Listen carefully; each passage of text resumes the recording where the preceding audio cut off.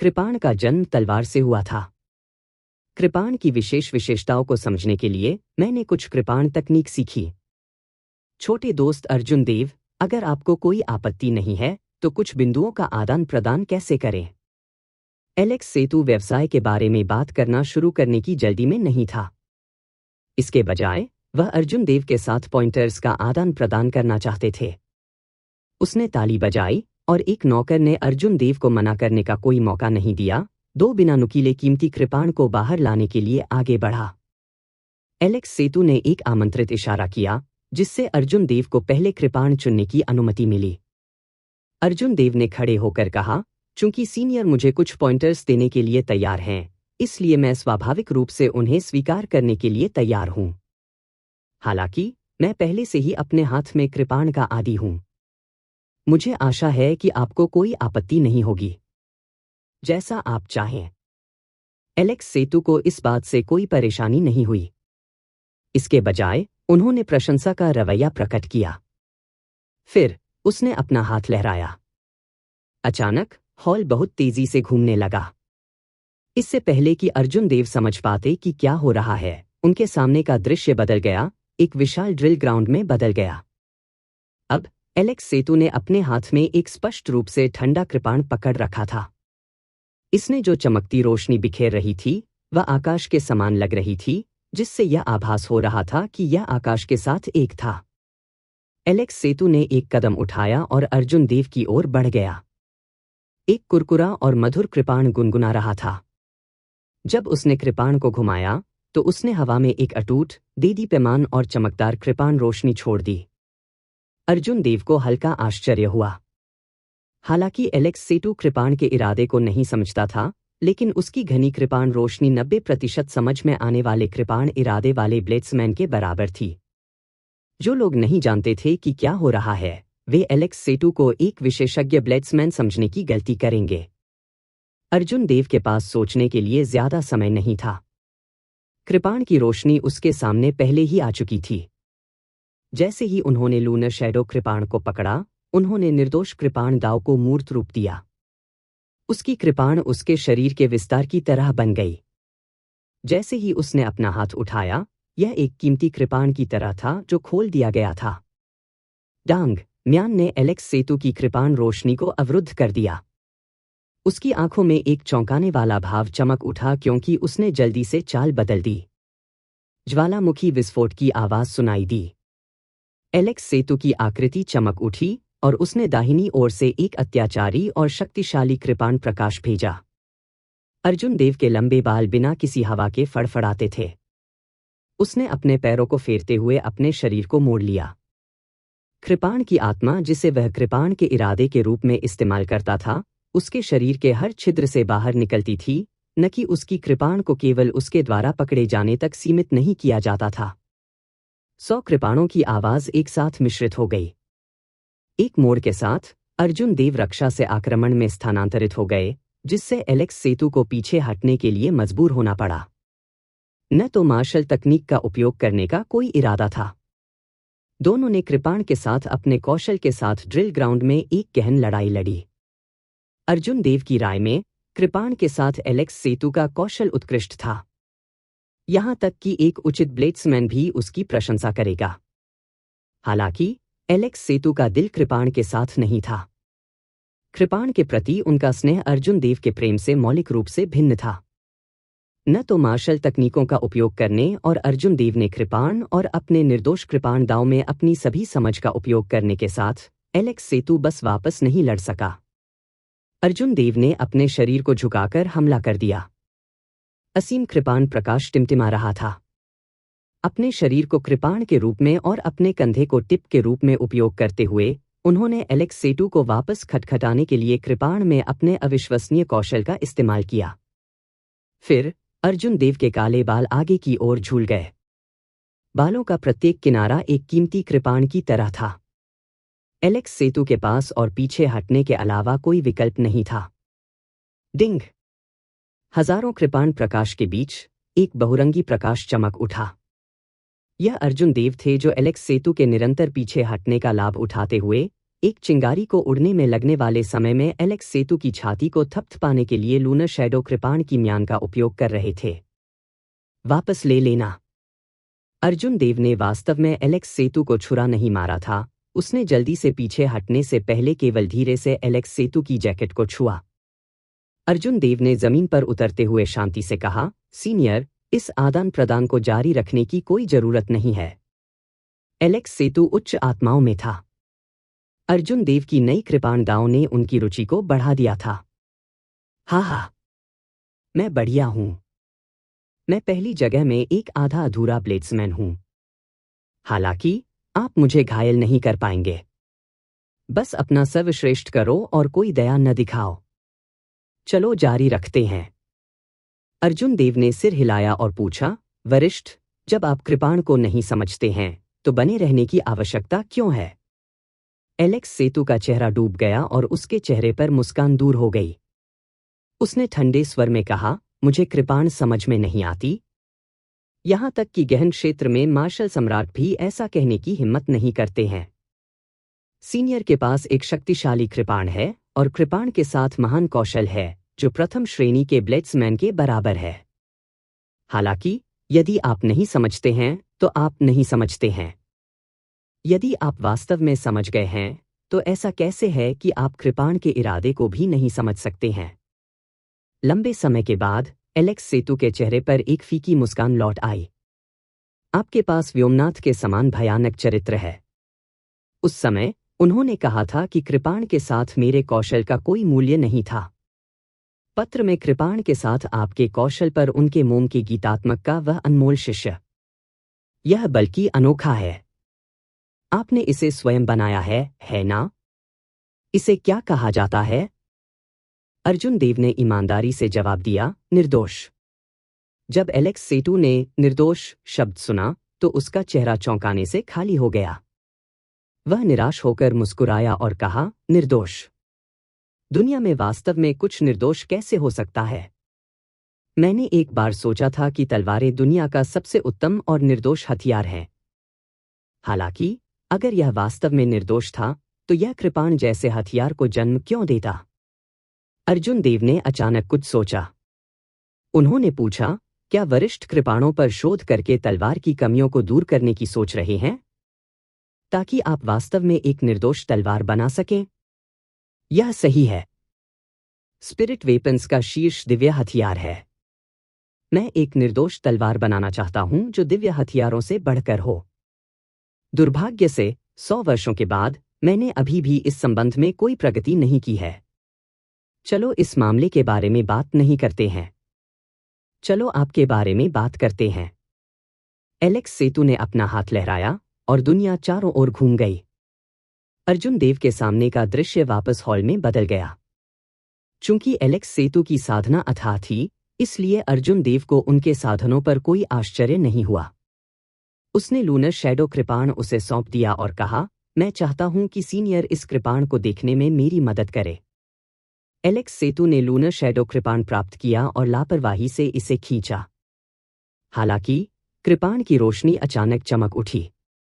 देदीप्यमान और चमकदार कृपाण प्रकाश ने पूरे हॉल को रोशन कर दिया। अर्जुन देव के हाव भाव तुरंत बदल गए। एलेक्स सेतु ने लूनर शैडो कृपाण को केवल 1 सेंटीमीटर तक खींचा था, लेकिन उसने बहुत जल्दी प्रतिक्रिया व्यक्त की, कृपाण को तुरंत वापस म्यान कर दिया। अर्जुन देव ने कई बार कोशिश की थी, लेकिन वह चंद्र छाया कृपाण को बिल्कुल भी नहीं खींच सके। इसके अलावा सुदेव देव ने कहा कि कृपाण में भ्रूण आत्मा बेहद कमजोर थी, यह दिन के उजाले को बर्दाश्त नहीं कर सका। इसलिए अर्जुन देव ने उसके बाद इसे और खींचने की कोशिश नहीं की। अर्जुन देव को उम्मीद नहीं थी कि एलेक्स सेतु इतनी आसानी से इसे खींच पाएंगे। वह आगे बढ़ा और पूछा, वरिष्ठ, क्या भ्रूण आत्मा ठीक है? एलेक्स सेतु ने लूनर शैडो कृपाण को नीचे रखा और कहा, यह ठीक है। यह इतना कमजोर नहीं है। मुझे लगता है कि आप मेरे पास भ्रूण आत्मा को एक आइटम स्पिरिट में पोषण देने में मदद के लिए आए थे। अर्जुन देव ने राहत की सांस ली और पूछा, वरिष्ठ, एक रास्ता है? हालांकि मैं तलवारों में विशेषज्ञ हूं, फिर भी मेरे लिए एक साधारण कृपाण के लिए एक आइटम स्पिरिट का पोषण करना आसान है। ज्यादा मेहनत की जरूरत नहीं पड़ेगी। हालांकि आपका थोड़ा समस्याग्रस्त है। अर्जुन देव ने शांति से कहा, सीनियर, बस सीधे कहो। मुझे केवल शर्तों को जानने की जरूरत है। मुझे उम्मीद नहीं है कि यह तुरंत होगा। एलेक्स सेतु ने एक बार फिर लूनर शैडो कृपाण को पकड़ लिया। उसने उदास होकर कहा, आपको कई दुर्लभ दिव्य सामग्रियों की आवश्यकता होगी। हालांकि यह कुछ भी नहीं है, मेरे पास है। व्योमनाथ के कारण मैं उनमें से अधिकांश आपको प्रदान कर सकता हूं। हालांकि 3 चीजें हैं जिन्हें आपको अपने दम पर खोजने की जरूरत है। कौन से 3? सोल रिटर्निंग ग्रास, परमिता फूल और 3 लाइफ स्टोन। अर्जुन देव ने खड़े होकर कहा, बहुत बहुत धन्यवाद, सीनियर। जब तक मुझे ये 3 आइटम मिल सकते हैं, मैं अपनी पिछली आइटम स्पिरिट वापस ला सकता हूं। क्यों? क्या आप मेरी क्षमताओं पर संदेह करते हैं? एक भ्रूण आत्मा के बिना मैं यह कहने की हिम्मत नहीं करूंगा। जब से मैं यह कहता हूं, मैं पूरी तरह से आश्वस्त हूं, एलेक्स सेतु ने अपने चेहरे पर एक दुखी अभिव्यक्ति के साथ जवाब दिया।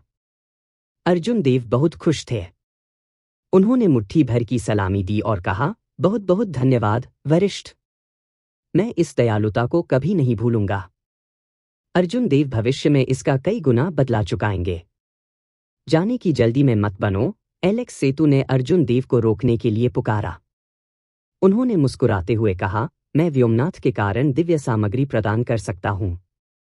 हालांकि आपकी आइटम स्पिरिट को वापस लाने में मेरी मदद मुफ्त नहीं है। इससे पहले स्पिरिट फॉक्स किंग की दत्तक पुत्री यहां थी।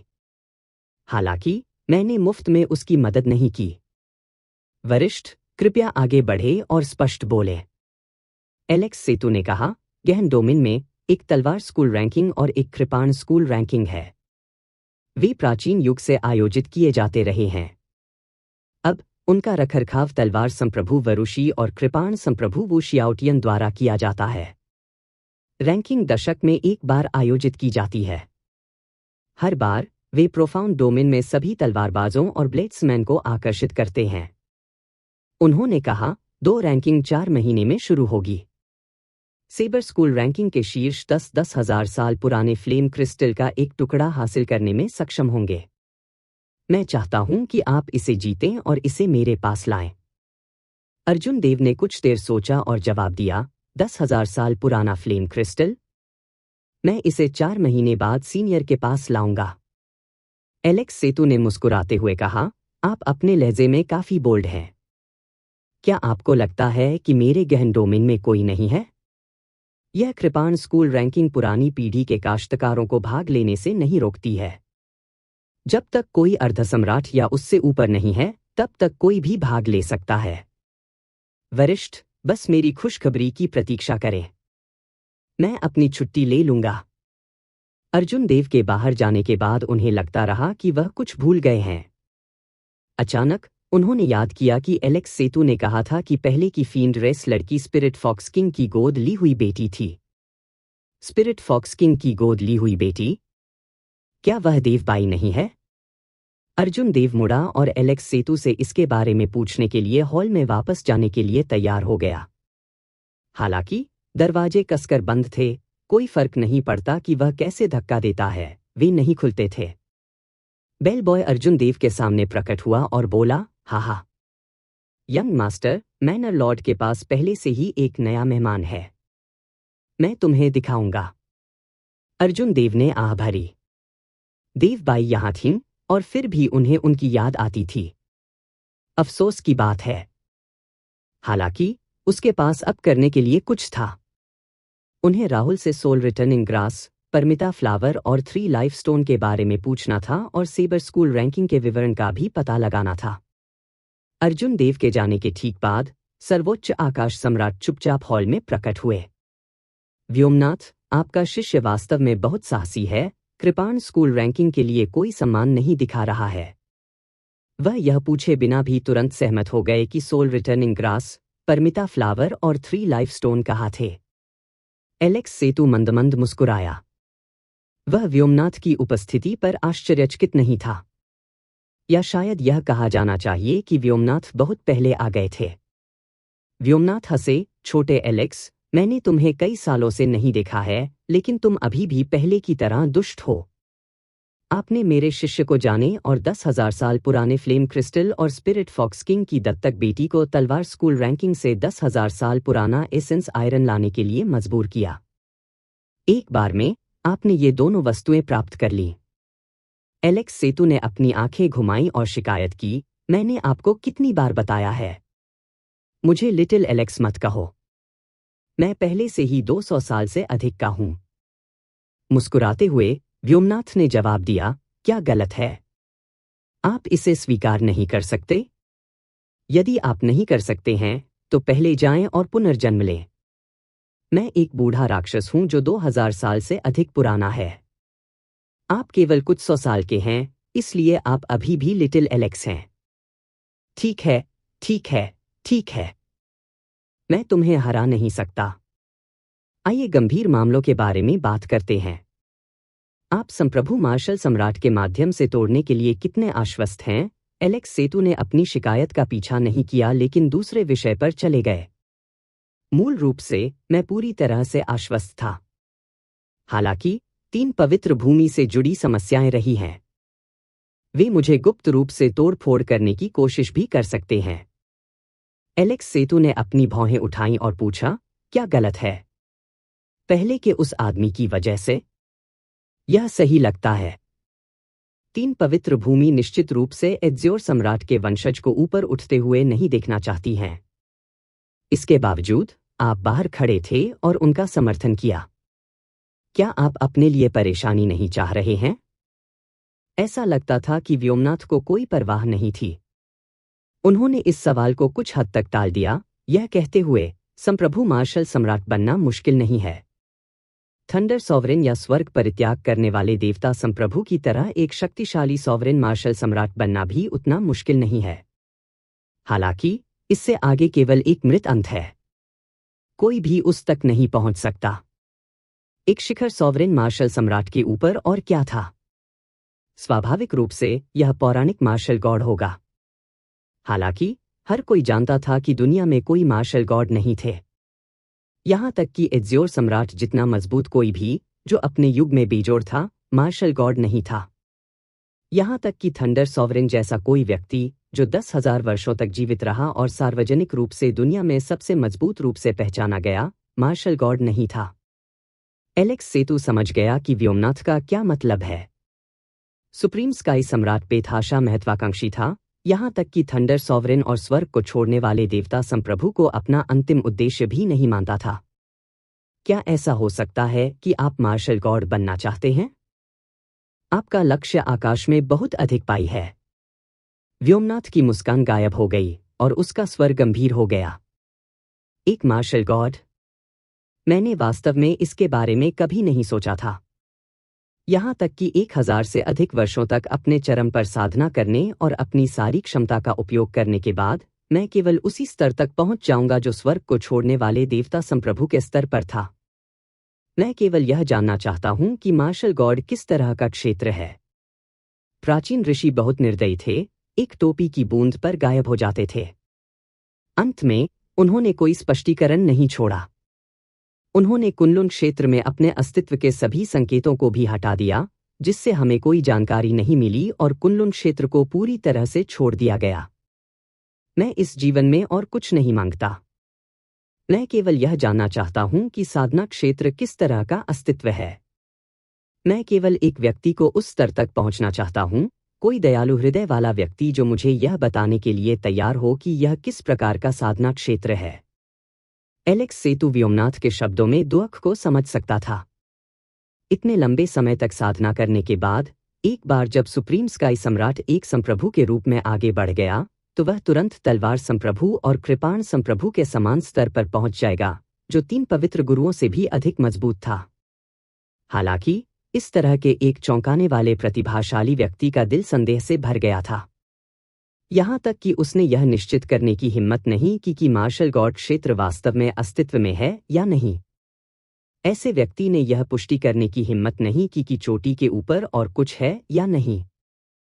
क्या मार्शल कल्टीवेशन का शिखर एक मृत अंत था? यह व्योमनाथ के दिल में शोक के साथ साथ हर किसान के दिल में शोक भी था। एक मृत अंत क्या है? यह इतना प्रयास कर रहा था, सभी प्रकार की बाधाओं पर विजय प्राप्त कर रहा था, पूरे रास्ते पर चढ़ रहा था, सैकड़ों लड़ाइयों का अनुभव कर रहा था, क्लेशों से गुजर रहा था और शिखर पर खड़े होने के बावजूद मृत्यु से बचने में सक्षम नहीं था। यहां तक कि थंडर सॉवरेन जैसे मजबूत व्यक्ति के लिए भी इससे कोई फर्क नहीं पड़ता कि वह 10,000 साल तक जीवित रहा। अंत में वह अभी भी बंद दरवाजे की खेती में फंसा हुआ था, मौत की प्रतीक्षा कर रहा था। ऐसा क्यों था कि जब कोई मार्ग पर चलना समाप्त कर लेता है तो उसके बाद कुछ भी नहीं था? शिखर के बाद अमरता क्यों नहीं थी? एलेक्स सेतु ने अपना हाथ लहराया और कहा, चलो विषय बदलते हैं। यह बहुत निराशाजनक है। व्योमनाथ ने मुस्कुराते हुए कहा, आप 10,000 साल पुराना फ्लेम क्रिस्टल और 10,000 साल पुराना एसेंस आयरन चाहते हैं ताकि निर्दोष तलवार बनाई जा सके, है ना? यह कैसा चल रहा है? मुझे देखने दो। जलती हुई छड़ी जैसी एक वस्तु एलेक्स सेतु के दिमाग में आई। फिर वह शर्मिंदगी से मुस्कुराया और कहा, चलो इस बारे में बात नहीं करते हैं और किसी और चीज पर चलते हैं। यह एक निराशाजनक विषय है। बहुत अच्छा, मैं उचित मामलों के बारे में बात करना शुरू कर दूंगा। दैवीय हथियार बनाने में आपकी मदद के लिए वरुषि अभी भी आप पर एहसान करती है ना? क्या आप मुझ पर वह एहसान कर सकते हैं? उसे मेरा रक्षक बने ताकि मैं सफलतापूर्वक संप्रभु मार्शल सम्राट के रूप में आगे बढ़ सकूं। एलेक्स सेतु ने शाप दिया, अरे, तुम्हारे पास वास्तव में एक कठोर दिल है। यह मेरे जीवन की रक्षा करने के लिए कुछ है। यदि आप इसके बारे में बात करना चाहते हैं तो आप मेरी निर्दोष तलवार के बारे में भी बात कर सकते हैं। तलवारें बनाने में एलेक्स सेतु का कौशल अद्वितीय था। यदि कोई गुट उसे प्राप्त कर सकता है तो उन्हें असीम लाभ प्राप्त होगा। कई विशेषज्ञों ने उस पर डिजाइन किए थे।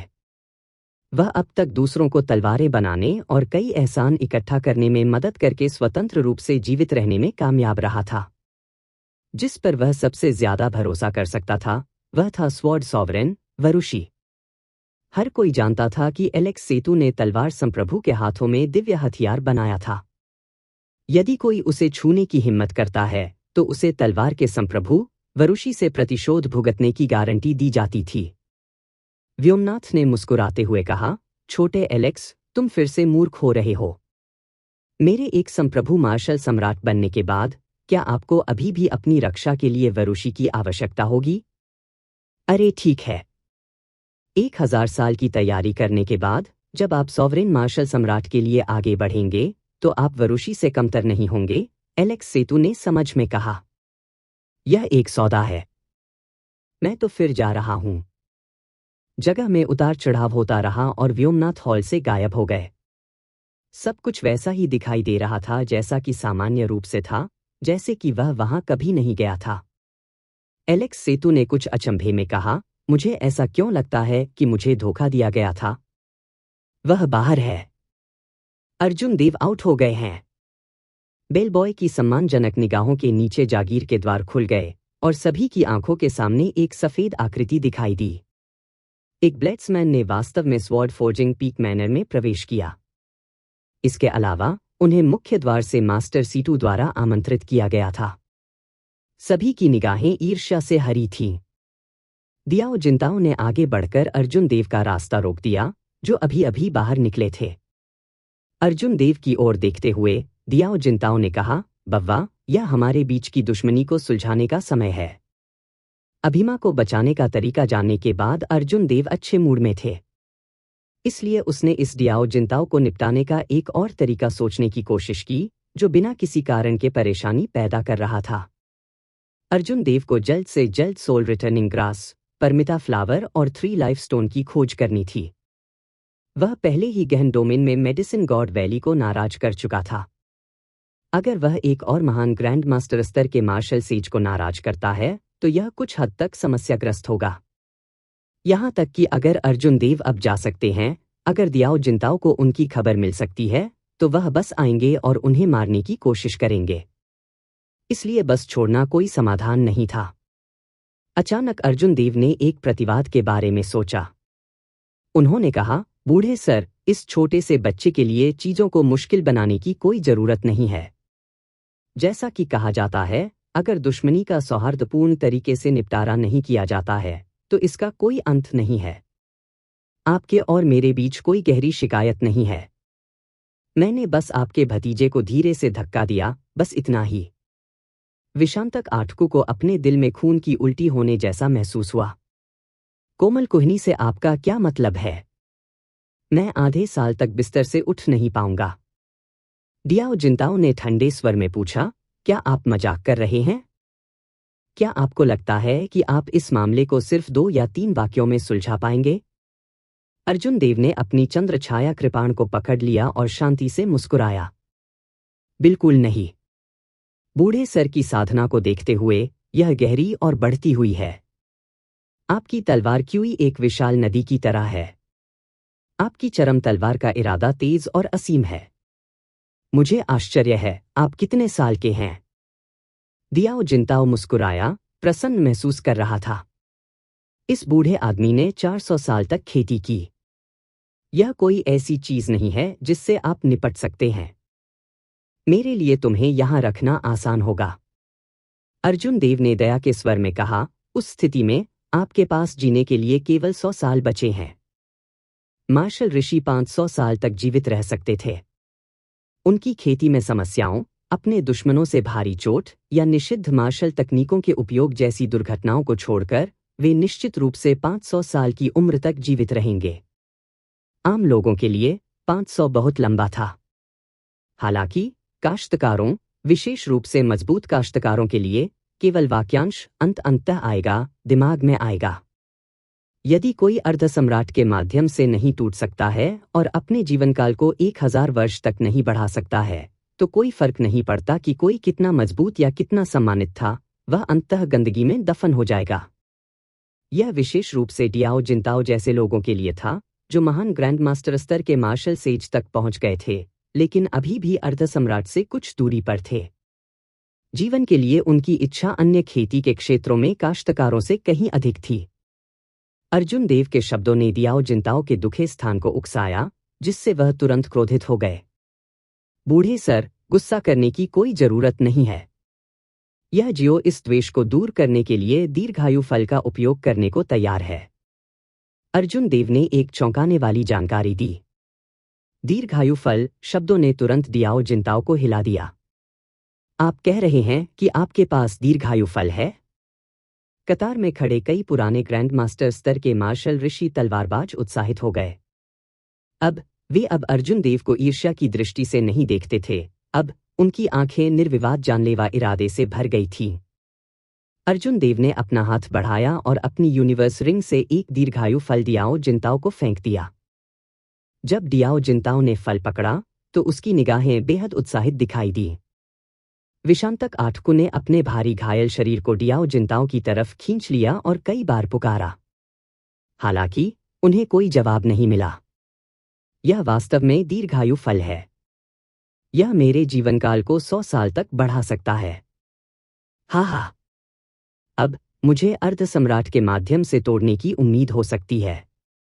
डियाओ जिंताओ अनजाने में उत्साह में जोर से हंसे क्योंकि उसने जल्दी से दीर्घायु फल को दूर कर दिया। अंकल, आप दीर्घायु फल के कारण भतीजे के प्रतिशोध को नजरअंदाज नहीं करने जा रहे हैं, है ना? विशांतक आठकू चिंतित महसूस करने से खुद को नहीं रोक सका जब उसने अप्रत्याशित लाभ पर डियाओ जिंताओ की अत्यधिक खुशी की अभिव्यक्ति देखी। डियाओ जिंताओ ने कठोर भाव से उसकी ओर रुख किया। आप ऐसा कैसे कह सकते हैं? आपने यंग मास्टर देव के लिए बार बार चीजों को कठिन बना दिया। आप दोनों ने उसे अपमानित किया और उस पर हमला किया। अर्जुन देव ने केवल आपको धीरे से धक्का दिया। इतनी व्यापक सोच के साथ भी आप अभी भी बदला लेने की बात करते हैं। मुझे तुम्हारे पिता की ओर से शर्म आ रही है। डियाओ जिंताओ ने मुड़ा और मुट्ठी से सलामी दी। उन्होंने कहा, यंग मास्टर देव, आज मेरा भतीजा गलत था। उनके वरिष्ठ होने के नाते मैं उनकी ओर से माफी मांगता हूं। अब विशांतक अटाकू इतना निराश था कि वह खून की उल्टी करना चाहता था। बिना किसी चमत्कारी दवा के मैं आधे साल के भीतर ठीक नहीं हो पाऊंगा। कोमल कुहनी से आपका क्या मतलब है? क्रोधित होकर उसने गुस्से से पूछा, अंकल, क्या आप कम बेशर्म हो सकते हैं? उसने तुम्हें पहले पुरानी बात कहा था। पा विशांतक अटाकू के बोलने के ठीक बाद दियाओ जिंताओ ने उसके चेहरे पर थप्पड़ मारा, जिससे वह वापस उड़ गया और चट्टान की तरह पहाड़ से नीचे लुढ़क गया। इससे पहले विशांतक अटाकू ने अपनी आंतरिक चोटों को दबा दिया। अब उसे इतना दर्द हुआ कि वह मरना चाहता था। पूरा पहाड़ उसकी दयनीय चीखों से गूंज उठा, जो देखने लायक एक दुखद दृश्य था। आत्मविश्वास से भरा एक उत्कृष्ट युवक तलवार की तलाश में यहां आया, केवल ऐसी स्थिति में समाप्त होने के लिए जिसे उसके अपने चाचा ने उड़ान भरी थी। यह एक चौंकाने वाला दृश्य था। दियाओ जिंताओ उदास महसूस कर रहे थे। यह विशांतक अटाकू वास्तव में मूर्ख था, स्थिति को पढ़ने में असमर्थ था। उसने उसे पहले ही एक रास्ता दे दिया था, इसके बजाय विशांतक अटाकू ने उसे दोष देना शुरू कर दिया। एक दीर्घायु फल का मतलब है 100 साल का जीवनकाल। अब उसके पास 200 साल बचे थे। तो क्या हुआ अगर अर्जुन देव ने उन्हें बूढ़ा अंधा आदमी कहा होता? कोई फर्क नहीं पड़ता कि वह कितना भयानक शाप दिया गया था, वह परवाह नहीं करेगा। इसके अलावा अर्जुन देव सही थे। कोई गहरी नफरत नहीं थी। अगर दुश्मनी का सौहार्दपूर्ण ढंग से निपटारा नहीं किया गया तो इसका कोई अंत नहीं होगा। दियाओ जिंताओ ने मुड़कर एक ताज़ा मुस्कान प्रकट करते हुए कहा, यंग मास्टर देव, मैं पहले अपनी छुट्टी लूंगा। आधे साल बाद यह बूढ़ा आदमी आपके राजा के सम्मेलन समारोह के लिए एक बधाई उपहार तैयार करेगा। अगर मैं सफलतापूर्वक अर्ध सम्राट के माध्यम से टूट सकता हूं, तो मैं आपको एक और उपहार भेजूंगा। अरे नहीं! बेशर्म! बेशर्म! वास्तव में बेशर्म! वह तलवार का एक महान ग्रैंड मास्टर स्तर का मार्शल ऋषि है, फिर भी वह अपने शब्दों को ऐसे ही बदल देता है, एक टोपी की बूंद पर शत्रुतापूर्ण या सौहार्दपूर्ण हो जाता है। युवा तलवारबाजों के समूह ने तुरंत विशांतक अटाकू के लिए क्रोधित महसूस करते हुए कोसना शुरू कर दिया। हालांकि पुराने ग्रैंड मास्टर स्तर के मार्शल सेज का समूह पहले ही अर्जुन देव के चेहरे पर मुस्कान के साथ पहुंच गया था, क्योंकि उन्होंने अर्जुन देव की प्रशंसा करना शुरू कर दिया था। यंग मास्टर देव वास्तव में असाधारण व्यापक सोच के साथ एक उत्कृष्ट प्रतिभा है। मैं पहले से ही उस विशांतक अटाकू से बहुत परेशान महसूस कर रहा था, जो सही और गलत के बीच अंतर किए बिना यंग मास्टर देव पर हमला कर रहा था। वह समाज का मैल है। उन्हें बहुत पहले ही सबक सिखाया जाना चाहिए था। क्या आपके पास कोई और दीर्घायु फल है? क्या आप इस बूढ़े आदमी को एक दे सकते हैं? व्हाइट रोब्ड किंग वास्तव में व्यापक दिमाग वाला है। युवा पीढ़ी को आपसे सीखना चाहिए। काश आज के युवा व्हाइट रोब्ड किंग की तरह अधिक हो सकते हैं। एजियो ड्रैगन किंग वास्तव में अपनी प्रतिष्ठा पर खरा उतरता है। कोई आश्चर्य नहीं कि मास्टर सीटू ने व्यक्तिगत रूप से उन्हें अंदर आमंत्रित किया। अर्जुन देव पर तोप की आग की बौछार की तरह सभी प्रकार की प्रशंसा बरसने लगी। इन बूढ़ों ने अर्जुन देव को दियाओ जिंताओ को दीर्घायु फल देते हुए देखा था। उनकी आंखें ईर्ष्या से हरी थीं। जब वे बोल रहे थे तो उन्होंने दीर्घायु फल के लिए अर्जुन देव को घेर लिया। अर्जुन देव को यह सब मजाकिया लगा। इन लोगों ने पहले जो शब्द कहे थे वे अभी भी उसके कानों में थे, लेकिन अब वे इस तरह का व्यवहार कर रहे थे। कितनी बड़ी विडंबना है। सब कुछ वैसा ही हुआ जैसा अर्जुन देव ने उम्मीद की थी। यह कोलाहल वह प्रभाव था जो वह चाहता था। वह मंद मंद मुस्कुराया और सभी की आवाज को अभिभूत करते हुए कहा, बूढ़े सर, कृपया उत्साहित न हो। इस देव के पास अब कोई दीर्घायु फल नहीं है। अगर तुम मुझे मार भी दोगे तो भी मैं दूसरा उत्पादन नहीं कर पाऊंगा। उनके यह कहने के ठीक बाद सभी बूढ़े लोगों ने तुरंत अत्यधिक निराशा के स्पष्ट भाव प्रकट किए। एक छोटे से विराम के बाद अर्जुन देव ने आगे कहा, सिर्फ इसलिए कि मेरे पास कोई नहीं है, इसका मतलब यह नहीं है कि मेरे पास और कुछ नहीं है। ईमानदारी से कहूं तो प्राइमल कैओस डोमेन के स्वर्गीय खंडहर बंजर भूमि में एक अमर संप्रदाय अवशेष में एक आकस्मिक मुठभेड़ में मैं 10 दीर्घायु फल प्राप्त करने में कामयाब रहा। मिस्टर डायो को जो मैंने दिया था, उसके अलावा मैंने अन्य 9 को फलते फूलते स्वर्ग मंडप में पारित कर दिया। अब से आधे महीने बाद फलने फूलने वाले स्वर्ग मंडप इन दीर्घायु फलों को बेचने के लिए ग्रैंड मास्टर स्तर के मार्शल ऋषियों के लिए एक छोटी नीलामी आयोजित करेगा। अभी भी 9 है। अर्जुन देव के चारों ओर से घेर रहे बूढ़ों के दिलों में आशा तुरंत जाग उठी। उनमें से कई ने उसे देखकर दुर्भावनापूर्ण इरादे की निगाहें भी प्रकट की। उन्होंने उसकी बात पर विश्वास नहीं किया और उसके खजाने के लिए उसे मारना चाहते थे। जब अर्जुन देव ने यह सब देखा तो उनका मन शांत हो गया। वह मंद मंद मुस्कुराया। फलते फूलते स्वर्ग मंडप की नीलामी आधे महीने बाद होगी। मुझे उम्मीद है कि हर कोई दिखाई देगा। उन्होंने कहा, मैंने पहले भी कहा था कि महान ग्रैंड मास्टर स्तर के मार्शल सेज मुझे रोक नहीं सकते। यह कुछ ऐसा नहीं था जो मैंने लापरवाही से कहा था। उन दोस्तों के लिए जो इस देव को यहाँ रखने की योजना बना रहे हैं, कोशिश करने की जहमत न उठाएं। उसकी पीठ के पीछे फ्रीडम विंग्स फहराए गए। पहले से ही जादू कौशल को तैयार करने के बाद इतना करीब अभी तक दुनिया अलग, उसने तुरंत इसे निष्पादित कर दिया। अर्जुन देव एक कदम आगे बढ़ाया और पलक झपकते ही कई 100 किलोमीटर दूर चले गए। वह वास्तव में गायब हो गया। मैं अब उसकी आभा को महसूस नहीं कर सकता। उन्होंने कहा, अर्जुन देव वास्तव में डींग नहीं मार रहे थे। एक महान ग्रैंड मास्टर स्तर का मार्शल ऋषि उसे ब्लॉक नहीं कर पाएगा। दीर्घायु फल। इस बूढ़े आदमी के साथ यह नहीं हुआ था कि मैं मरने से पहले भी इस तरह के प्राकृतिक खजाने में आ सकता हूं। इस बार मुझे निश्चित रूप से इसे प्राप्त करना होगा। ऐसा लगता है कि मैं केवल हथियार बनाने के लिए मेरे पास मौजूद दिव्य सामग्री ही बेच सकता हूं। अन्यथा मैं दीर्घायु फल नहीं खरीद पाऊंगा। स्वॉर्ड फोर्जिंग पीक पर कई बूढ़े एक एक करके चले गए। वे सभी आधे महीने बाद होने वाले दीर्घायु फल की नीलामी की तैयारी शुरू करने गए। कई 100 किलोमीटर दूर अर्जुन देव एक छोटे से पहाड़ पर उतरे। उसके चेहरे पर एक संतुष्ट मुस्कान दिखाई दी। वह अपने कब्जे में मौजूद 20 दीर्घायु फलों में से एक का उपयोग एक द्वेष को दूर करने और अपने माल का विज्ञापन करने में कामयाब रहा था। यह व्यापार बंद कुछ ऐसा था जिसे वह वहन कर सकता था।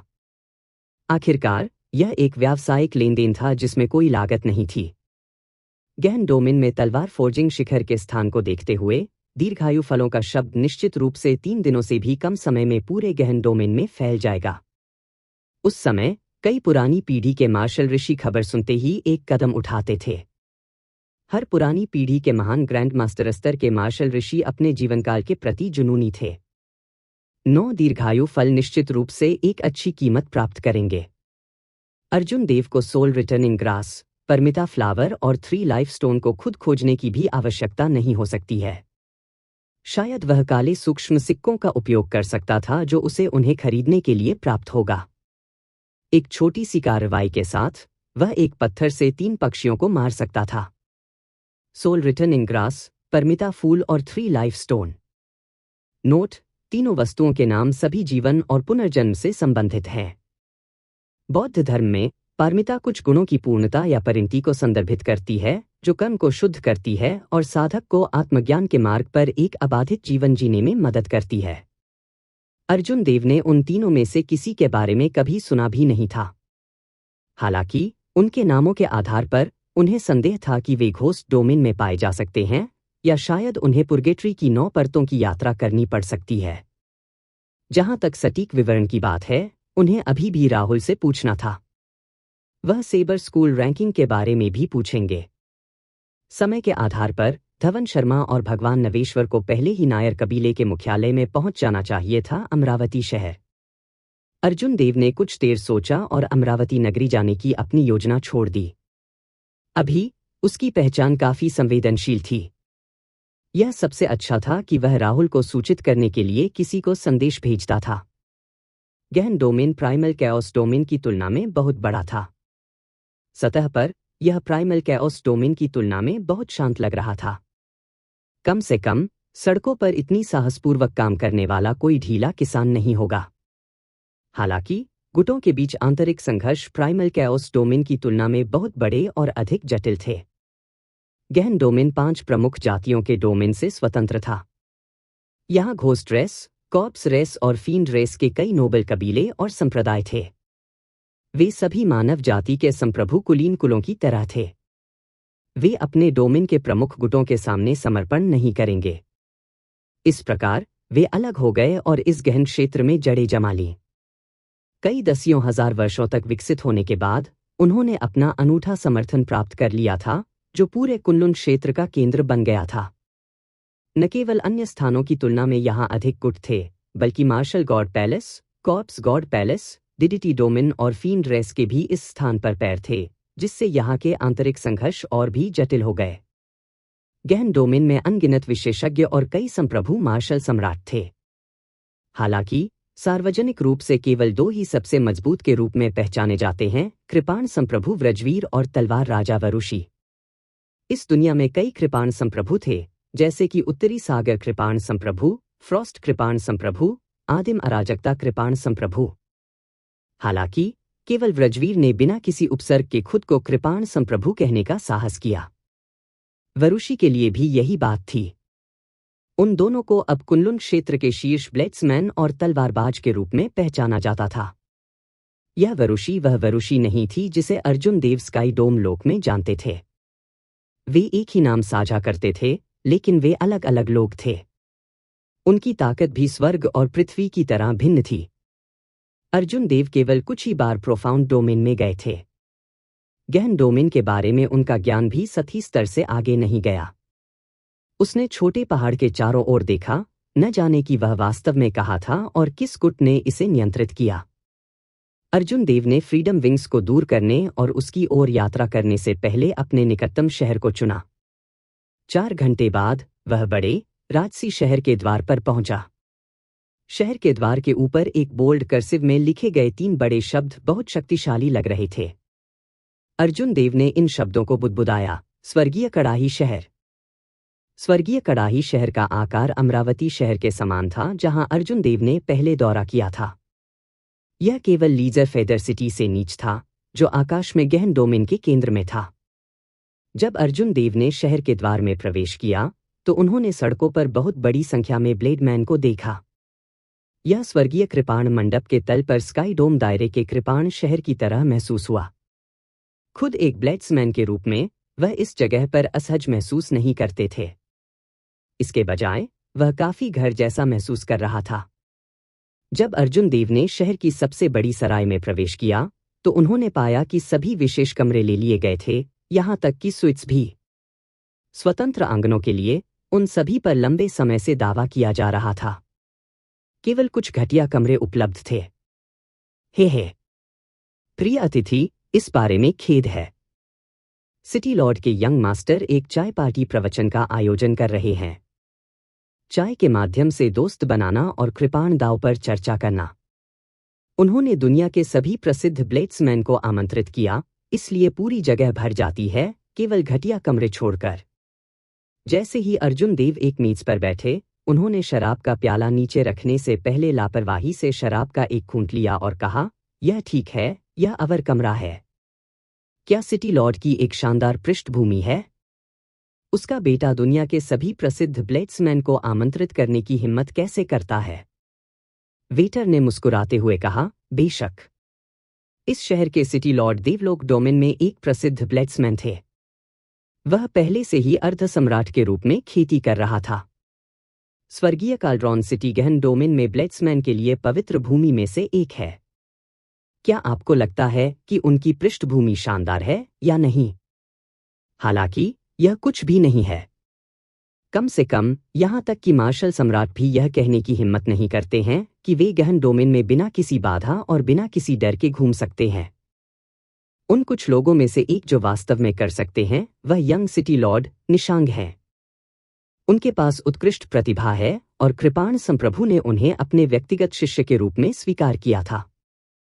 इसे देखते हुए क्या आपको लगता है कि वह दुनिया के सभी ब्लेड्समैन को आमंत्रित करने के योग्य है? यह चाय पार्टी भी एक परंपरा है। यह तलवारदाव चाय पार्टी के रूप में प्रसिद्ध है, जिसे तलवार संप्रभु का उत्तराधिकारी आयोजित करता है और बहुत लोकप्रिय है। वेटर बहुत आत्मसंतुष्ट लग रहा था।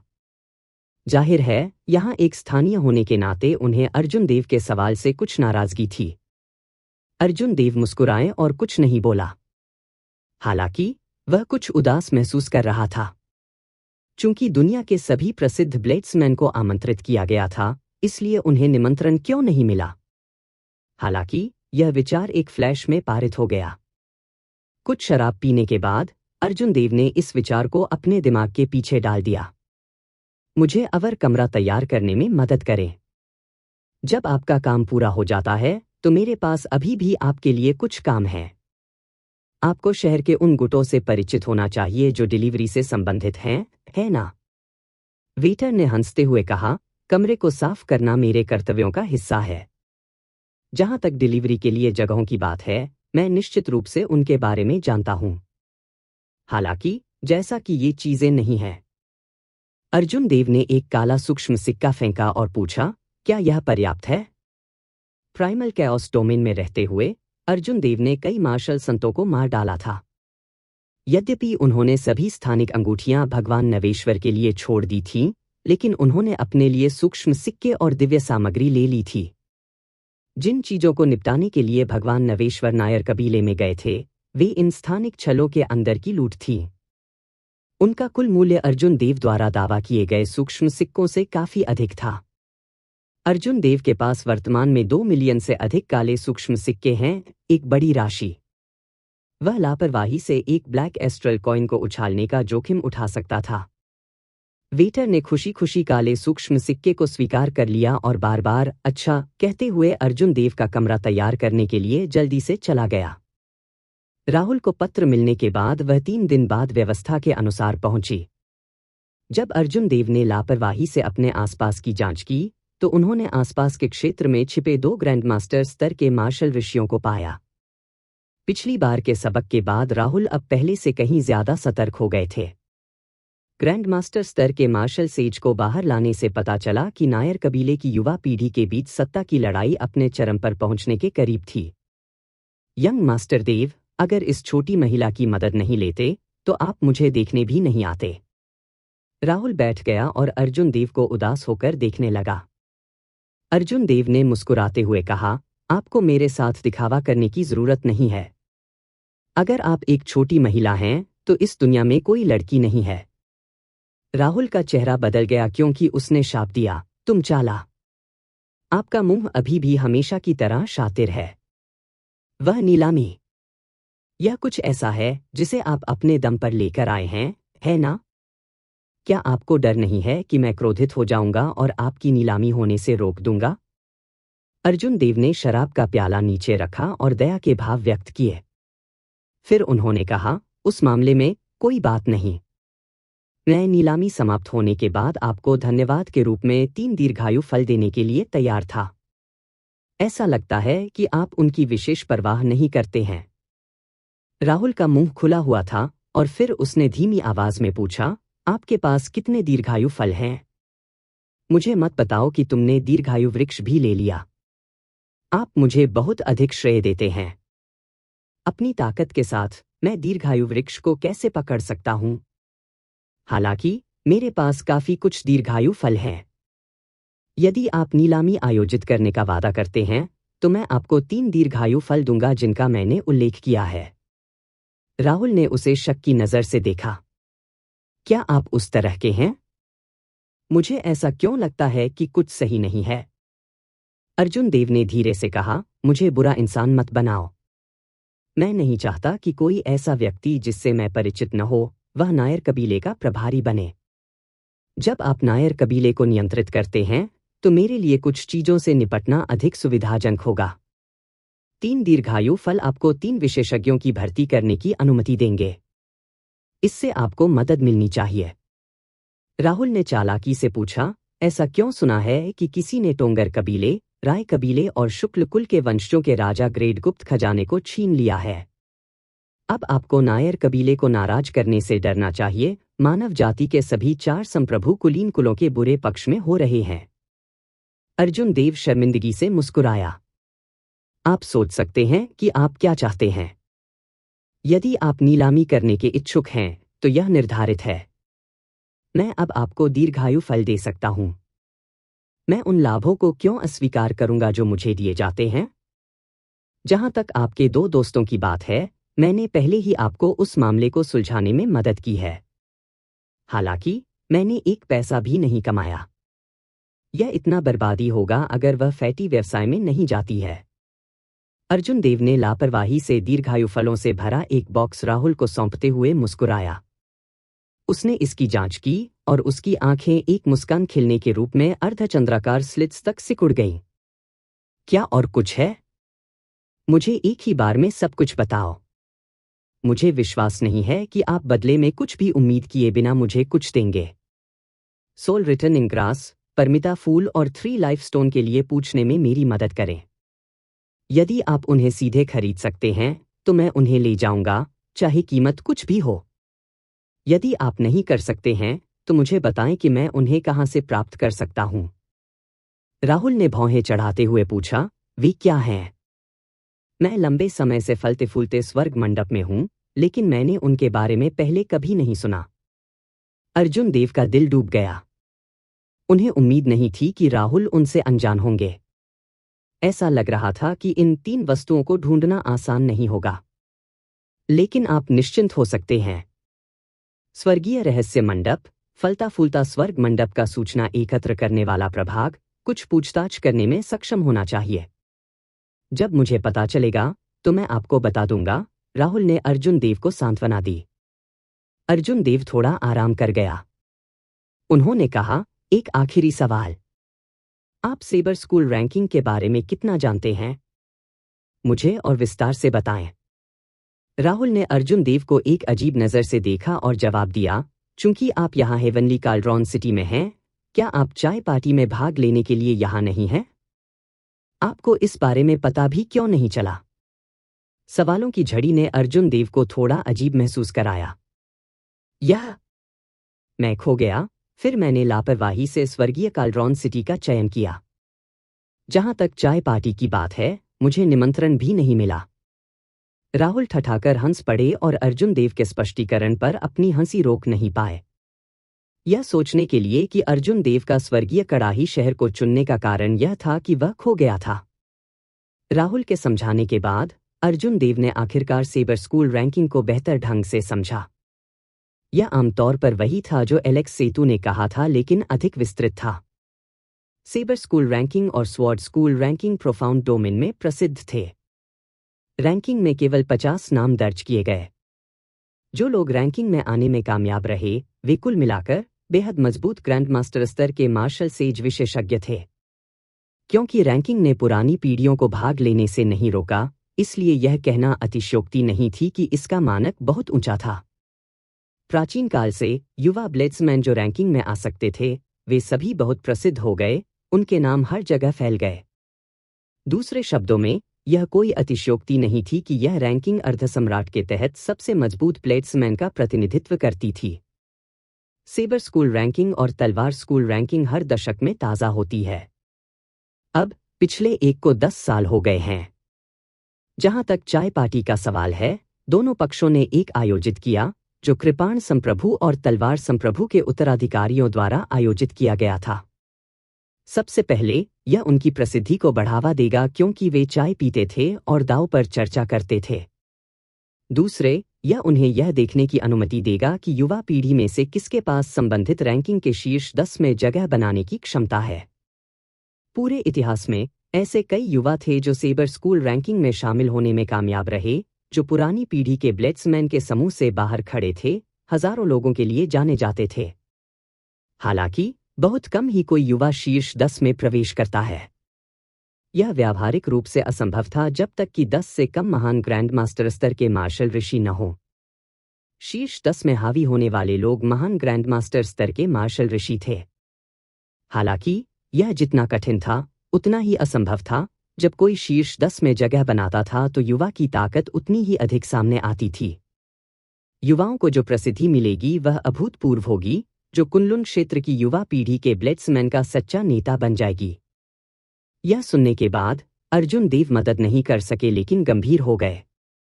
यह पता चला कि शीर्ष 10 में आना बहुत मुश्किल था।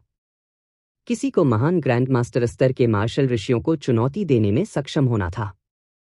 कोई आश्चर्य नहीं कि एलेक्स सेतु ने एक मजाकिया मुस्कान प्रकट की जब उसने सुना कि अर्जुन देव तुरंत सहमत हो गए। महान ग्रैंड मास्टर स्तर के मार्शल सेज के स्तर पर कोई आसान प्रतिद्वंद्वी नहीं था। कम से कम वर्तमान अर्जुन देव की जीत की संभावना कम थी। क्या गलत है? आपके चेहरे से ऐसा लगता है कि आप शीर्ष 10 में आने का इरादा रखते हैं। राहुल ने मुस्कुराते हुए कहा, हे, यह आसान नहीं है। अधिकांश सेबर स्कूल रैंकिंग के लिए किसी भी युवा ने शीर्ष 10 में जगह नहीं बनाई है। हालांकि इस बार यह संभव हो सकता है। कृपाण संप्रभु के उस रहस्यमय शिष्य प्रज्ञान के लिए आशा है। प्रज्ञान? यह सही है। इस चाय पार्टी को इतनी अच्छी तरह से प्राप्त होने का मुख्य कारण यह है कि निशांग ने इस रहस्यमय ब्लेड्समैन को आमंत्रित किया। बेशक यह सिर्फ एक अफवाह है। यह व्यक्ति आएगा या नहीं, यह अभी भी सवाल में है। अर्जुन देव ने खुद को शराब का एक और प्याला डाला। वह मुस्कुराया और कहा, वह आता है या नहीं आता है, इसका मुझसे कोई लेना देना नहीं है। चूंकि मुझे निमंत्रण नहीं मिला है, इसलिए मैं भी नहीं जाऊंगा।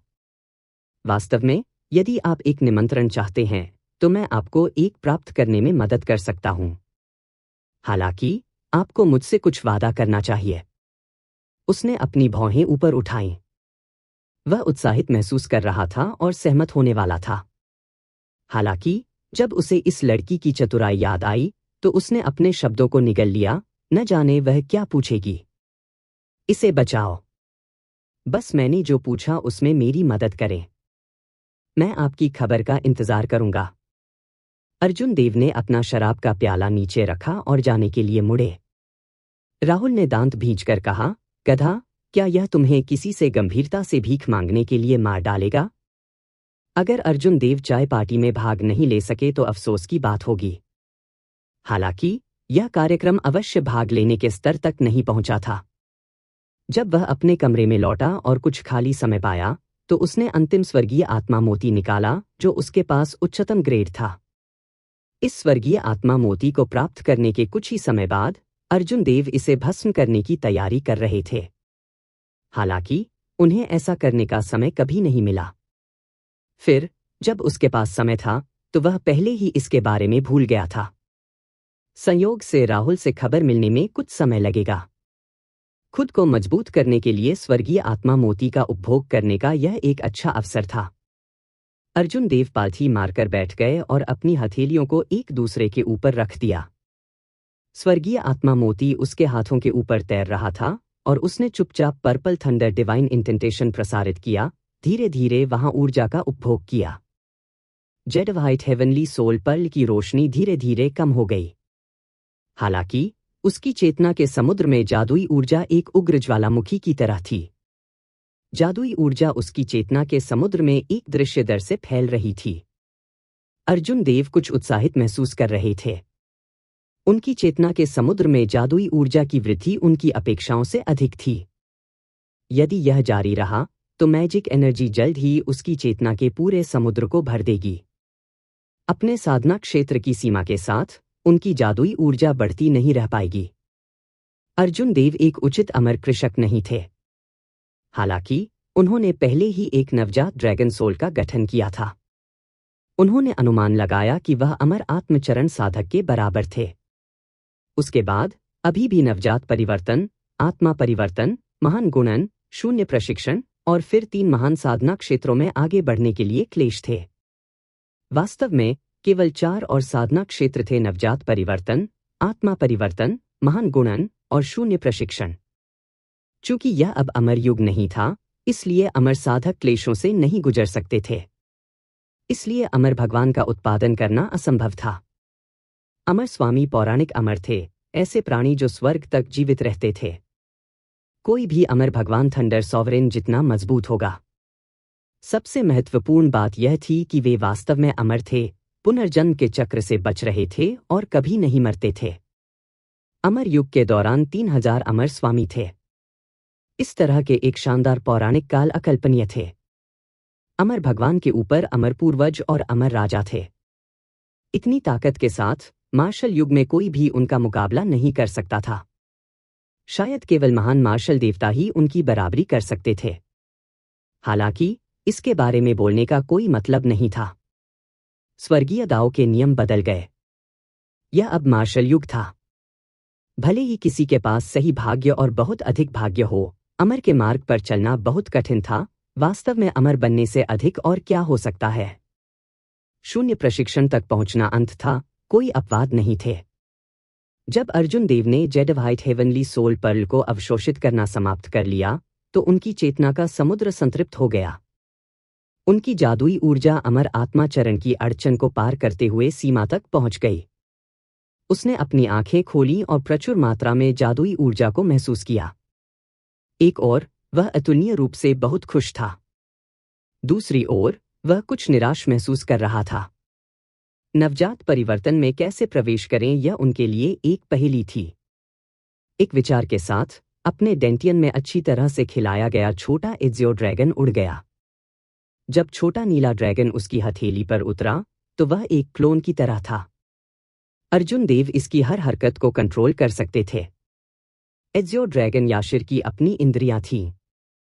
अर्जुन देव जो कुछ भी देख सकता था वह सब कुछ महसूस कर सकता था जो उसने महसूस किया था। यह एक याशिर की विशेषताओं से मेल खाता था।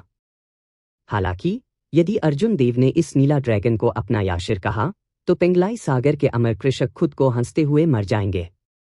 उसे पता नहीं था कि इस छोटे से साथी को कैसे बदलना है जिससे वह खुद को नवजात परिवर्तन क्षेत्र तक पहुंचने की अनुमति देता है।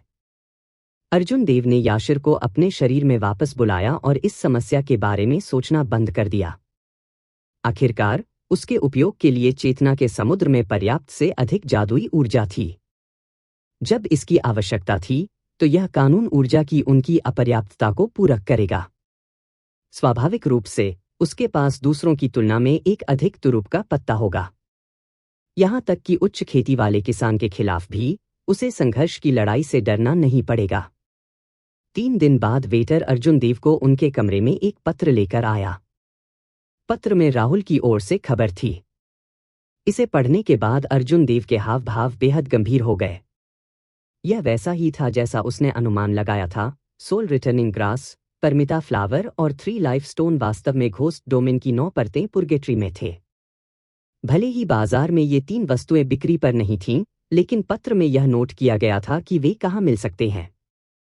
हालांकि राहुल ने दृढ़ता से सुझाव दिया कि वह नहीं जाएं। अर्जुन देव ने सावधानी से पत्र को दूर रखा और अपने हाथ में चंद्रछाया कृपाण को देखा। वह सोच में खोया हुआ दिखाई दिया। यहां तक कि घोस्ट रेस ने भी पुर्गेट्री की 9 परतों में टहलने की हिम्मत नहीं की। हालांकि क्या वह नहीं जा सकता था? पत्र के साथ एक निमंत्रण भी शामिल था। इसे खोलने के बाद उन्होंने पाया कि यह कृपाण दाओ चाय पार्टी का निमंत्रण था। अर्जुन देव खुद को कर्कश रूप से हंसने से रोक नहीं सके। कम से कम इस महिला को याद था कि मैं उसके लिए कितना अच्छा था। सेबर स्कूल रैंकिंग के शीर्ष 10 में शामिल होना मदद करने के लिए एलेक्स सेतु की शर्त थी। स्वाभाविक रूप से अगर यह संभव था तो अर्जुन देव कृपाण दाओ चाय पार्टी में शामिल होना चाहेंगे। इस तरह वह उसी पीढ़ी के अपने विरोधियों की ताकत को समझ सकता था, अधिक जानकारी प्राप्त कर सकता था। इससे उन्हें शीर्ष 10 में जगह बनाने में काफी मदद मिलेगी। चाय पार्टी का स्थान हेवनली काल्ड्रॉन सिटी में विशाल हेवनली काल्ड्रॉन प्लाजा था। आमतौर पर कई ब्लेड्समैन वहां इकट्ठा होते थे। यह एक असाधारण रूप से हलचल वाली जगह थी।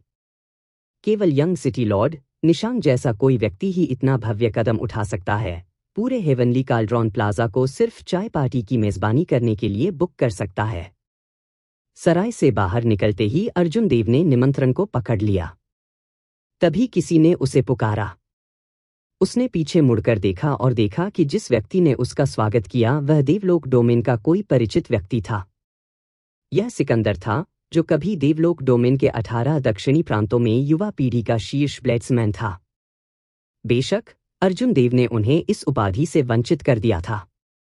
बाद में सिकंदर ने देवलोक डोमेन में एक ब्लेड्समैन के रूप में काफी प्रतिष्ठा बना ली थी, इसलिए यहां उनसे मिलना अजीब नहीं था। सिकंदर जल्दी से चला गया और एक बड़ी मुस्कान के साथ कहा, मुझे बस इतना पता था कि भाई देव आएंगे। दूसरों ने कहा कि आप ब्लेड्समैन नहीं हैं। मुझे पता था कि आप खुद को साबित करने जरूर आएंगे। अर्जुन देव इन शब्दों का सिर या पूंछ नहीं बना सके, उन्हें अजीब लगा। उसने संदिग्ध भाव से पूछा, भाई फेंग, क्या आप समझा सकते हैं?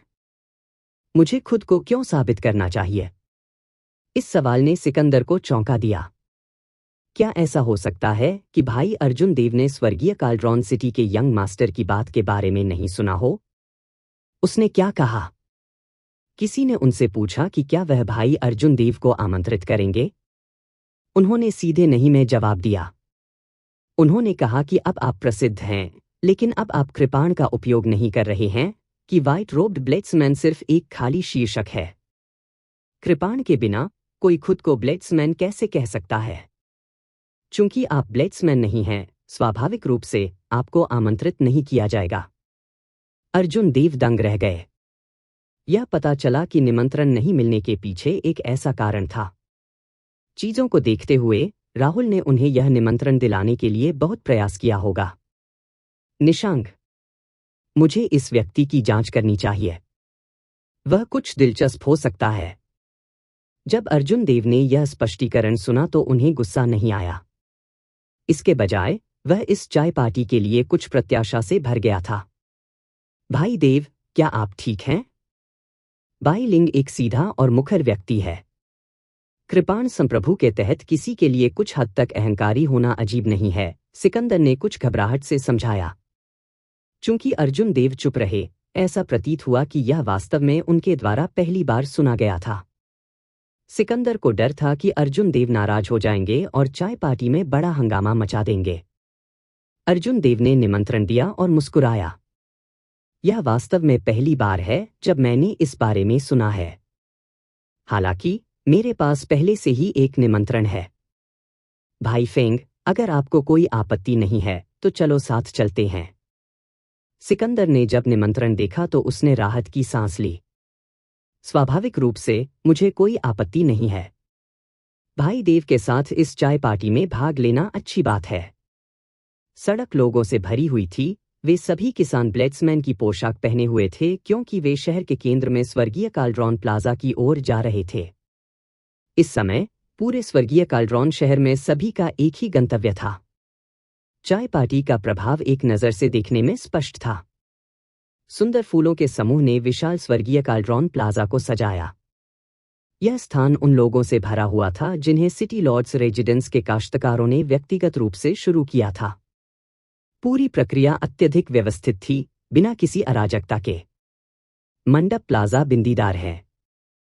नकली पहाड़ और फव्वारे थे।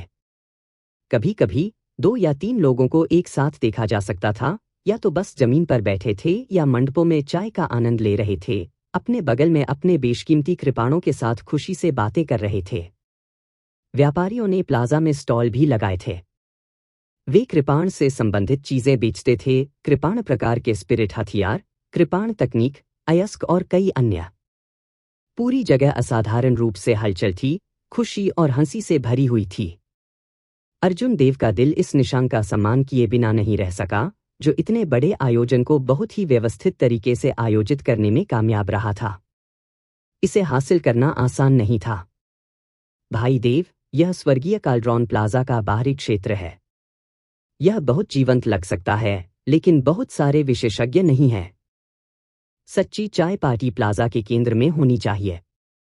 जिनके पास निमंत्रण नहीं है, वे प्रवेश नहीं कर सकते हैं, सिकंदर ने एक नौकरानी को हाथ हिलाते हुए और अपना निमंत्रण सौंपते हुए कहा। अर्जुन देव ने सिकंदर की नकल की, अपना निमंत्रण भी नौकरानी को सौंप दिया। निमंत्रणों की जांच करने के बाद सुंदर नौकरानी मुस्कुराई और बोली, सम्मानित मेहमान, कृपया मेरे पीछे आओ। समूह ने बाहरी क्षेत्र में कई मोड़ लिए, कई भारी सुरक्षा वाली चौकियों से गुजरते हुए। दोनों के निमंत्रणों की कुछ बार जांच करने के बाद उन्होंने सफलतापूर्वक प्लाजा के केंद्र में प्रवेश किया। यह खंड एक विशाल और खुला क्षेत्र था। 18 पत्थर के खंभे जिन पर प्राचीन ब्लेड्समैन उकेरे गए थे, एक ऊंचे मंच पर खड़े थे। वे बादलों में ऊंचे थे, एक अर्धचंद्राकार संरचना में व्यवस्थित थे और आसन्न खंभों से 100 मीटर अलग हो गए थे। अफवाह यह थी कि ये 18 पत्थर के खंभे मानव निर्मित नहीं थे। इसके बजाय जब 18 कृपाण संप्रभुओं में से प्रत्येक मार्शल सम्राट के लिए आगे बढ़ा, तो उनकी प्रगति ने एक प्रतिध्वनि उत्पन्न की जिसने स्काई डोम दायरे की थंडर सम्राट घाटी के समान इस प्राकृतिक घटना का निर्माण किया। ऊंचे मंच पर लकड़ी की कई खूबसूरत मेजें खड़ी थीं। पहले आए मेहमान उनके चारों ओर बैठ गए। वहां बहुत से लोग उपस्थित नहीं थे, केवल 30 से 40 लोग थे। हालांकि बिना किसी अपवाद के वे सभी युवा पीढ़ी के उत्कृष्ट ब्लेड्समैन थे। उनके कृपाण इरादे सभी बहुत उच्च स्तर पर पहुंच गए थे। जब उनकी निगाहें टकराईं तो उन्होंने बहुत ठोस कृपाण इरादे दिखाए। कृपाण की कुरकुरी गड़गड़ाहट हवा में सुनी जा सकती थी। 18 पत्थर के खंभों के मध्य पत्थर के स्तंभ के तल पर एक लंबी लकड़ी की मेज थी जिस पर केवल एक व्यक्ति बैठा था। इस व्यक्ति ने कढ़ाई वाले कपड़े और जेड बेल्ट पहनी थी जो मोतियों, जेड और कई कीमती रत्नों से सजी थी। उनके सुंदर चेहरे पर बड़प्पन की हवा निकल रही थी। इस व्यक्ति को स्वर्गीय कालड्रॉन शहर निशांक का यंग सिटी लॉर्ड होना था। निशांक के बगल में स्टूल खाली थे।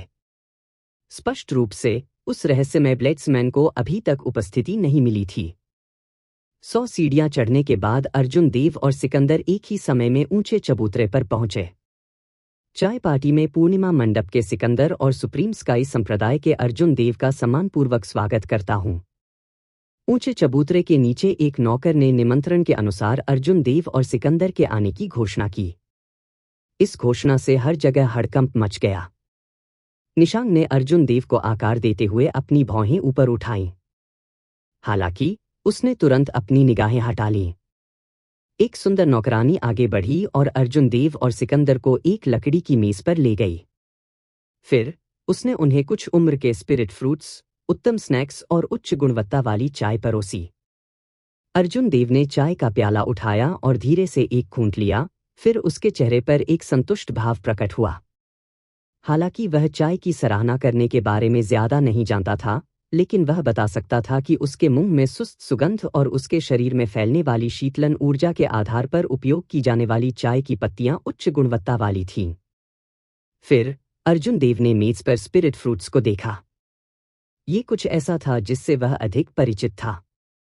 एक नज़र से वह बता सकता था कि वे कम से कम 3000 साल पुराने थे और काफी मूल्यवान थे। अजीब बात है, कितना अजीब है।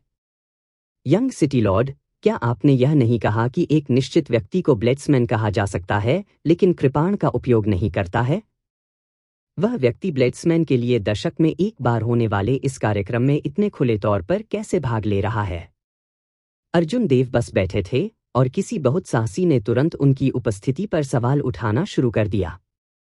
इस व्यक्ति का रंग पीला पड़ गया था जैसे वह गंभीर रूप से बीमार हो। उसके स्वर में शीतलता भी थी, सुस्त और मृत। एक नज़र से यह स्पष्ट हो गया कि वह घोस्ट रेस कल्टीवेटर था। सिकंदर ने भौहें चढ़ाते हुए समझाया, इस व्यक्ति का नाम अंबुज राय है। वह घोस्ट रेस का एक दुर्लभ ब्लेड्समैन है।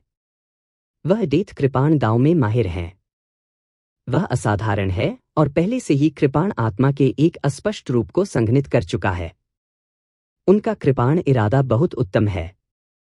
अर्जुन देव ने जल्दी से मंच पर अपनी निगाहें घुमाईं। यहां बैठे ब्लेड्समैन के कृपाण इरादे कम से कम महान पूर्णता तक पहुंच गए थे। कई लोगों ने 90% समझ में आने वाले कृपाण इरादे का भी दावा किया। हालांकि केवल कुछ ही कृपाण आत्मा का अस्पष्ट रूप प्राप्त कर चुके थे। अर्जुन देव के बगल में सिकंदर भी एक था। यह अंबुज राय एक और था। निशांक शायद अर्जुन देव के समान ही था, जो खुद को इतनी गहराई से छुपा रहा था कि अन्य लोग उनके कृपाण के इरादे का पता नहीं लगा सकते थे। निशांक ने उदासीनता से उत्तर दिया, मैंने उसे केवल एक दोस्त के एहसान के रूप में निमंत्रण दिया था। मेरा नजरिया नहीं बदला है। कृपाण के बिना ब्लेड्समैन कितना भी प्रसिद्ध क्यों न हो, यह सिर्फ उपस्थिति है और वह एक सच्चा ब्लेड्समैन नहीं है। अर्जुन देव के होंठ एक चंचल मुस्कान में मुड़े हुए थे। ये शब्द काफी सीधे थे, भव्यता और अलगाव से भरे हुए थे। उसने सिकंदर को रोक लिया, जो उसकी ओर से कुछ कहना चाहता था। फिर वह केवल मुस्कुराया और किसी भी बात पर विवाद नहीं किया। वह यहां सिर्फ यह देखने के लिए आया था कि अब से 4 महीने बाद सेबर स्कूल रैंकिंग में उसके पास किस तरह के प्रतिद्वंद्वी होंगे। चूंकि उसके प्रतिद्वंद्वी ने उसे है दृष्टि से देखा और उसे नजरअंदाज कर दिया, इसलिए उसे तर्क में अपने प्रयासों को बर्बाद करने की कोई आवश्यकता नहीं थी। जब अंबुज राय ने यह सुना तो वह समझ गए और कुछ और नहीं बोले। हालांकि अर्जुन देव की ओर उनकी निगाहें शत्रुतापूर्ण रहीं। हालांकि अर्जुन देव यह नहीं बता सके कि उनके बारे में क्या इस घोस्ट रेस ब्लेट्समैन के लिए अपमानजनक था। निशांग ने अपना प्याला सिकंदर की ओर उठाया और कहा, चौधरी भाई इतनी कम उम्र में बहुत प्रसिद्ध हो गए। इससे पहले आपने देवलोक डोमेन के दक्षिणी प्रांतों में शीर्ष ब्लेट्समैन का खिताब भी जीता था। शराब के स्थान पर मैं आपको मुझे चेहरा देने और आज आने के लिए चाय के साथ टोस्ट करता हूं। भाई भाटी, आप बहुत विनम्र हैं, सिकंदर ने जल्दी से जवाब दिया। निशांग ने आगे कहा, इससे पहले भाई राय ने हमें डेथ कृपाण दाव में अपनी कुछ समझ के बारे में बताया था। चूंकि भाई चौधरी यहाँ हैं और यहाँ सभी ब्लेड्समैन हैं, इसलिए हमें उस कृपाण दाव के बारे में और बताएं जिसका आप अभ्यास करते हैं। चाय पार्टी का पहला भाग चाय पर दाव पर चर्चा करना, अनुभवों का आदान प्रदान करना और एक साथ सुधार करना था। स्वाभाविक रूप से सिकंदर अस्वीकार नहीं करेगा। उसने अपना चाय का प्याला नीचे रखा और विंड कृपाण दाव के बारे में बात करना शुरू कर दिया, जिसकी उसने खेती की थी। हवा को निडर हवा, कोमल हवा, गर्म हवा, ठंडी हवा और कई अन्य में वर्गीकृत किया जा सकता है। प्रत्येक अलग अलग तरह की हवा के कई पहलू होते हैं।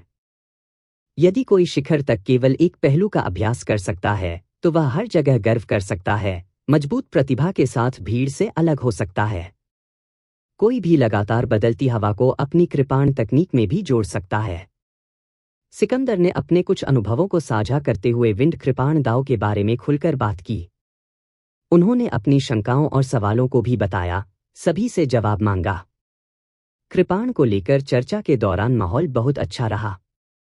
कभी कभी कोई सवाल पूछता था, कभी कभी प्रेरणा का एक स्ट्रोक हो सकता है और कोई एक नई समझ प्रदान करेगा। निशांग ने बेहद गंभीरता से सुना। उन्होंने सिकंदर द्वारा उठाए गए संदेहों के बारे में भी अपनी कुछ राय व्यक्त की। ऐसे माहौल के साथ अर्जुन देव मदद नहीं कर सके, लेकिन चर्चा में गहराई से डूब गए, एक विचारशील अभिव्यक्ति के साथ बहुत ध्यान से सुन रहे थे। महान। सिकंदर के खत्म होने के बाद बीच में बैठे निशांग ने ताली बजाने का बीड़ा उठा लिया और भीड़ तालियों की गड़गड़ाहट से गूंज उठी। सिकंदर का विंड कृपाण दाव बहुत ही उत्तम था। इसने कई लोगों को प्रबुद्ध किया और उन्हें कई नई समझ प्रदान की। उसके बाद कुछ और लोगों ने अपनी चाय पीते समय कृपाण तकनीकों के बारे में बात की। जबकि सिकंदर के प्रवचन के रूप में उत्कृष्ट नहीं थे, वे ज्ञानवर्धक भी थे। यहां बैठे ब्लेड्समैन की ओर से कोई मजाक नहीं आया। इसके बजाय उन्होंने दूसरे पक्ष के कृपाण दाव को पूरक बनाने में मदद करने के लिए अपनी समझ की पेशकश की। जैसे ही समूह ने बातचीत की, कृपाणों की मधुर गुनगुनाहट हर जगह गूंज उठी। कृपाण हवा सभी दिशाओं में उड़ गई, एक दूसरे से ब्रश कर रही थी। तेज कृपाण का इरादा पूरे लंबे मंच पर फैल गया। ये सभी लोग उत्कृष्ट युवा प्रतिभाएं थे। जब वे बोलते थे तो वे अपने अभिमान को रोक नहीं सके, अपने कृपाण के इरादे को फैलने देते हुए, जिसने यहाँ अद्भुत दृश्य बनाया। कृपाण की गड़गड़ाहट अंतहीन रूप से गूंज रही थी, जैसे कि लोग हवा में चालों का आदान प्रदान कर रहे हों, कृपाण दाव को मूर्त रूप दे रहे हों जिसके बारे में ब्लेड्समैन ने बात की थी। 18 ऊंचे पत्थर के खंभों में प्राचीन ब्लेड्समैन भी ध्यान से सुन रहे थे। उनकी आंखों में चमक थी जैसे कि नक्काशी में जाना गई हो। बाद में कई अन्य ब्लेड्समैन पहुंचे, जिनमें 2 अविश्वसनीय लोग भी शामिल थे जो पहले से ही कृपाण आत्मा के एक अस्पष्ट रूप को संघनित करने में कामयाब रहे। ये दोनों वनागरी और डुगु राणा थे, जो क्रमशः इन्फर्नो सेबर सॉवरेन और लाइटनिंग सेबर सॉवरेन के शिष्य थे। दोनों बहुत प्रसिद्ध ब्लेड्समैन थे। इन्फर्नो कृपाण संप्रभु और लाइटनिंग कृपाण संप्रभु दोनों संप्रभु मार्शल सम्राट थे। उनकी उपाधियों में कृपाण संप्रभु शब्द भी थे। हालांकि व्रजवीर के कारण उन्होंने खुद को कृपाण संप्रभु के रूप में पेश नहीं किया। दुनिया में एकमात्र व्यक्ति जिसने खुद को इस तरह कहने की हिम्मत की, वह व्रजवीर था और कोई अन्य नहीं, कृपाण दाव का सबसे मजबूत विशेषज्ञ। निशांग के निमंत्रण पर इन दोनों ने अपने कृपाण के बारे में बात की, अपने द्वारा अभ्यास की जाने वाली कृपाण तकनीकों के बारे में बात की। यह स्पष्ट था कि इन दोनों की अपने अपने कृपाण दाव की समझ सिकंदर की तुलना में भी अधिक थी। जब उन्होंने अपने कृपाण के बारे में बात की तो आग की लपटों और बिजली की संगति भी थी। एक विशाल कृपाण इरादा फैल गया, अन्य सभी उत्कृष्ट युवाओं के कृपाण इरादों को दबा दिया। इससे सभी के दिलों में सम्मान की भावना पैदा हुई। दोनों की बात समाप्त होने के बाद उनके दर्शकों ने तालियां बजाईं। तालियों की गड़गड़ाहट के कारण हवा में बिखरे हुए कृपाण के इरादे ने एक चलती हुई धुन बना दी, जो लगातार गूंजती रही और लंबे समय तक बनी रही। यह ध्वनि हेवनली काल्ड्रॉन प्लाजा के बाहरी क्षेत्र में चली गई। वहां के ब्लेड्समैन, जो विभिन्न स्थानों से आए थे, मदद नहीं कर सकते थे, लेकिन प्रत्याशा में ऊपर देख सकते थे। यंग सिटी लॉर्ड, उपस्थित अधिकांश लोग पहले ही बोल चुके थे। आप आगे कैसे जाएं? आप कृपाण संप्रभु के अधीन अध्ययन करते हैं और आपकी बहुत प्रतिष्ठा है। हमारे क्षितिज को चौड़ा करें, किसी ने मुस्कुराते हुए सुझाव दिया। निशांग मंद मंद मुस्कुराया और अपना चाय का प्याला नीचे रख दिया। उनकी हरकतें सुरुचिपूर्ण थीं क्योंकि उन्होंने धीरे से कहा, मैं यह कहने की हिम्मत नहीं करता कि मैं जो बात करता हूं वह आपके क्षितिज को चौड़ा करेगा।